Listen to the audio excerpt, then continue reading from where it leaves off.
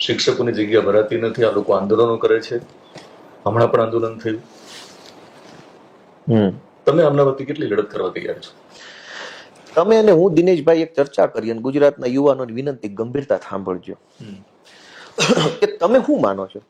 શિક્ષણમાં એક મંત્રી છે, એક રાજ્ય કક્ષાના મંત્રી છે, શિક્ષણના સચિવ છે, ઉપસચિવો છે, શિક્ષણ કમિશનર છે. આ મહત્વપૂર્ણ 10 લોકો બેઠા છે. એ 10 માંથી 2 રાજકીય વ્યક્તિઓ છે. એટલે આપણે એમ માનીએ કે બેને નહીં કદાચ ખબર પડતી હોય, ઓલા બાકીના 5 ને જ ખબર પડે. શિક્ષણ સચિવ, શિક્ષણ કમિશનર, શિક્ષણ નિયામક, શિક્ષણનો મુખ્ય સચિવ જે કાંઈ આવતો હોય, એ લોકો નથી ખબર શાળામાં જગ્યા ખાલી છે.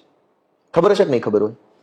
ખબર છે. એ લોકો કોઈ શાળામાં ભણીને આવ્યા છે, આઈએસ બન્યા છે, કોઈ શાળામાં ભણ્યા, ગ્રેજ્યુએટ થયા, યુપીએસસી આપી, પછી બન્યા, તો એને બધી જ ખબર છે. કેમ કે સમાજના પહેલા પગથિયે છેલ્લા પગથિયે આવેલા છે. એને બધી ખબર છે. તેમ છતાંય જો જગ્યા ખાલી છે તો એનો અર્થ એવો થયો કે ઈરાદાપૂર્વક ખાલી છે.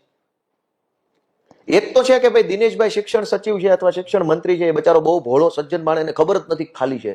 તે ગોપાલભાઈ આવ્યા આંદોલન કરવા ટોળું લઈને, મુર્દાબાદ મુર્દાબાદ. એટલે દિનેશભાઈ શિક્ષણ મંત્રીએ પૂછ્યું, બેટા કેમ આવ્યો છો? સાહેબ જગ્યા ખાલી છે. એટલે સાહેબ ચોકી ગયા દિનેશભાઈ શિક્ષણ. અરે શું વાત કરો, ખાલી છે?